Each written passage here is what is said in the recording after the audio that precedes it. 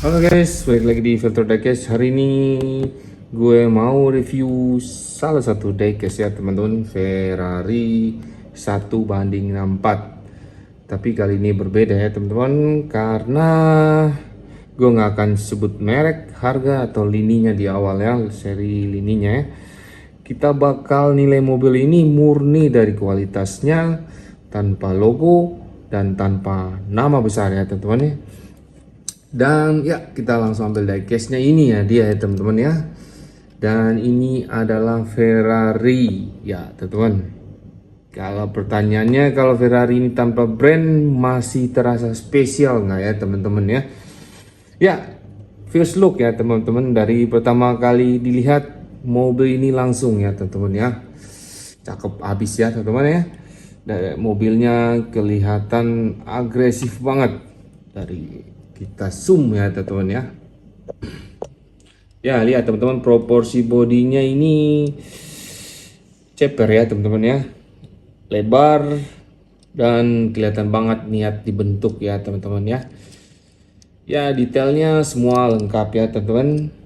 Tapi sebelum kita terlalu jauh ya teman-teman, menurut teman-teman atau menurut kalian semua, ini diecast dari kelas apa ya teman-teman? Apakah standar, premium, atau dari seri-seri yang kolektor serius ya teman-teman ya?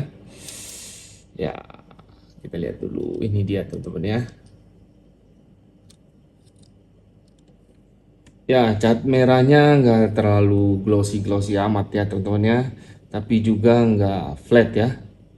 Pas banget di middle ya. Ini tipe merah yang kalau kena cahaya ya teman-teman ya, kelihatan hidup. Pertanyaannya ya teman-teman, kalau cat Ferrari terlalu mengkilap juga justru kelihatan murah nggak sih ya teman-teman? Kita lihat detail velgnya ini teman-teman. Velgnya detailnya nggak polos ya. Ya, bannya bukan tipe lichen polos ya teman-teman ya. Ada teksturnya dan ada feel realistis, dan ini bannya pasti karet ya teman-teman ya. Kalau dilihat dari bagian seperti ini ya teman-teman ya, kalian nebak ini brand apa ya teman-teman ya. Bagian depan ini menarik banget ya teman-teman, lampunya udah Mika ya, dan bukan cat. Dan yang paling penting ini diecast Ferrari teman-teman. Grillnya seperti ini ya teman-teman ya. Kita jelas ya teman-teman ya. Ada logo Ferrari ya, ada logo Ferrari di situ ya teman-teman ya. Tapi menurut gue disinilah kita bisa nilai niat dari pabrikannya teman-teman, karena Ferrari itu gampang ya kelihatan mahal atau malah kelihatan mainan ya teman-teman ya. Kita lihat detail interiornya ya teman-teman ya. Ya, detail interiornya seperti itu ya.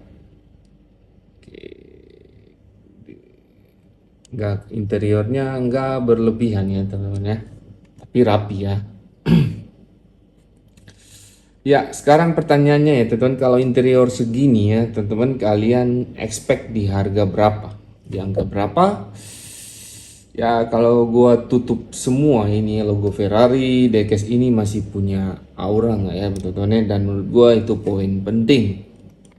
Karena diecast bagus harus tetap bagus ya, walau tanpa brand atau logo ya teman-teman ya. Oke, sekarang waktunya gue buka ya.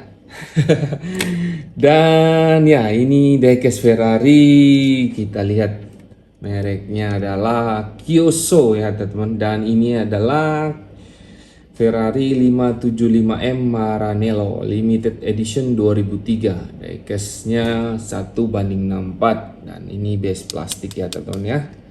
Kita lihat bannya semua karet, dan di sini ada baut untuk dibuka ya teman-teman ya. Ya, setelah tahu mereknya ya teman-teman ya, menurut kalian penilaian kalian berubah nggak ya teman-teman ya? Dan ini contoh Ferrari yang menurut gua kuat, bukan karena nama ya teman-teman, tapi karena eksekusinya, detailnya semuanya.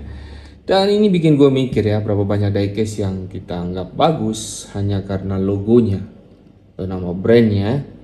Dan ya, ini gue beli di harga sekitar 100 ribuan lebih ya, lebih sedikit ya teman-teman ya. Sekarang giliran teman-teman ya. Giliran teman-teman, kalau blend review kayak gini kalian jadi lebih objektif nggak ya? Tulis di kolom komentar. Dan kalau kalian mau blend review Ferrari lain atau blend review diecast lain, ya jangan lupa subscribe.